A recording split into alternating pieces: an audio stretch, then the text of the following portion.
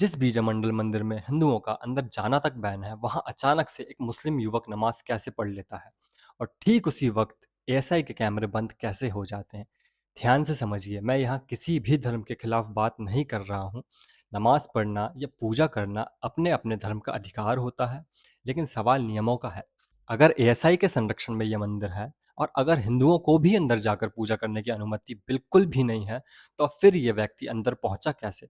और अगर उसे अंदर जाने की अनुमति दी गई थी, तो फिर ये सवाल है कि ये अनुमति दी किसने और क्यों दी और किस नियम के तहत दी। और अगर अनुमति नहीं थी, तो फिर सुरक्षा व्यवस्था पर सवाल उठाना बिल्कुल स्वाभाविक है। जहां हिंदुओं के पूजा करने पर प्रशासन सीधे जेल भेजने की धमकी देता है, वहां एक मुस्लिम युवक बिना किसी रोक टोक अंदर जाता है और नमाज पढ़ता हुआ नजर आता है। उसे किसी ने भी नहीं रोका। प्रशासन कह रहा है कि बीजा मंडल के अंदर नमाज पढ़ने वाला व्यक्ति पागल है, मतलब मानसिक रूप से अस्वस्थ था। बीजामंडल पहले से ही एक बहुत संवेदनशील, ऐतिहासिक और धार्मिक विवाद का केंद्र बना हुआ है। और इस पूरे मामले की सबसे खतरनाक बात यह है कि जहां अब तक विवाद मुख्य रूप से एसआई के रिकॉर्ड, ताले और पूजा की अनुमति को लेकर था, वहां अब धार्मिक टकराव पैदा करने की साजिश हो रही है। और मैं ये बिल्कुल नहीं चाहता कि विदिशा का ये मुद्दा, जो अभी तक मुख्य रूप से इतिहास, एएसआई का कब्जा और पूजा के अधिकार का सवाल था, उसे कोई जानबूझकर हिंदू मुस्लिम विवाद में बदले।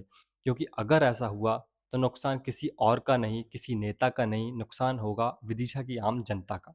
और इसलिए प्रशासन से मेरी सीधी मांग है कि इस वीडियो की जांच कीजिए। वीडियो में वो आदमी कौन है पता कीजिए, वो अंदर कैसे पहुंचा पता कीजिए, उस समय सुरक्षा में कौन कौन तैनात था पता कीजिए, और सबसे जरूरी बात, विदिशा को किसी भी कीमत पर एक और धार्मिक विवाद की आग में नहीं झोंका जाना चाहिए। असल बात यह है कि इस मुद्दे पर दोनों समुदायों के बीच कभी भी कोई टकराव रहा ही नहीं। फिर अचानक इस तरह की घटना होना सीधे तौर पर किसी सोची समझी साजिश और सुरक्षा तंत्र की नाकामी की ओर इशारा करती है। आखिर हमारी ऐतिहासिक धरोहरों के साथ ऐसा बर्ताव क्यों हो रहा है? अपनी राय कमेंट्स में ज़रूर बताएं और इस वीडियो को ज़्यादा से ज़्यादा शेयर कीजिए, ताकि ये सच्चाई सभी लोगों के सामने आ सके।